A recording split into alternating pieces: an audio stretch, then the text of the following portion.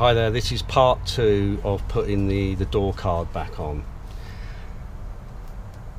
Okay, so it's actually quite easy to get to this stage. On a lot of cars you have to get it has to grip on the top there, but on this Phaeton you don't need to do that because it's got 1, 2, 3, 4, 5 screws. You don't need to undo those screws, and you've got a really long screw that goes in there, and you've got a screw there. Generally you can leave the screw in, that's what I did on mine, and then you've got one screw underneath which is there, and there's a screw in the side there. You've got to remove that. Okay then,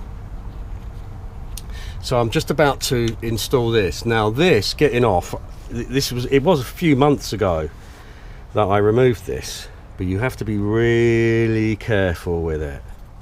Okay, and basically you have a cable there that goes on there.